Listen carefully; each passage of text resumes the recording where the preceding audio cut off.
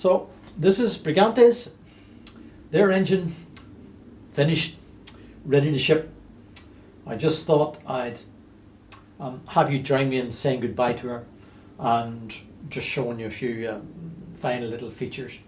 We've really enjoyed working on this engine. She's given no bother at all, absolute pleasure. So just a couple of things now. I'm going to take you to the gearbox now to show you a little feature. This gearbox is a self-changing gearbox, Coventry self-changing gearbox. It's an MRF 500 Mark II. Excellent gearbox, heavy duty. This particular one, I know, came out of a lifeboat. So again, it would have had a very easy life, only used every now and then. We've tested it, it's all working fine. We had to change the internal gears here because it was designed for a left-hand prop, whereas it's a right-hand prop that's on the boat. Very high quality, very rugged, very closely associated with Gardner. This would have been the gearbox of choice for Gardners before the advent of the twin disc. But these are as good as twin disc. I'll just show you now, if I can, pump here. The function of it is really quite ingenious.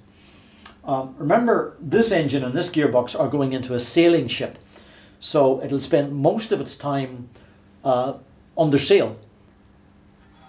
The engine itself will only be used for docking the boat and tying up, that's all. So this setup will get very little abuse.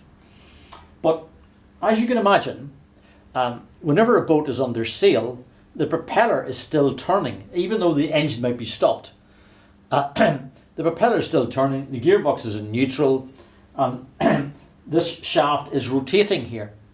But if that shaft's rotating, then some of the gears inside here are also rotating, and they're not getting any oil because this is the main oil pump here, and because the engine's not in gear, because the engine's not running, the main oil feed, the main pressurized system is not in use. So this little pump here sucks oil up from down here in the sump and pumps it back up to here and into the innards in the gearbox. This means that whenever she's underway, under sail, the gears inside are still getting lubrication. If you didn't have that, then you could be asking for trouble in the long run. Really very clever. I've got a lot of respect for these gearboxes. Super job. We had to make the mounts, the rearmost mounts. We could use standard Gardner mounts on the front, but these we had to make.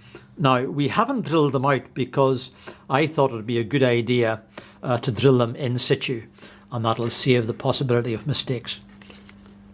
This is a taper lock pulley that we fitted to the front. We're turning more and more to taper lock pulleys. They're a super job, and I suggest an improvement on the original Gardner cast iron pulley, and they are very easily broken and not very flexible. So that's it. Bye-bye to what we refer to as the turquoise engine.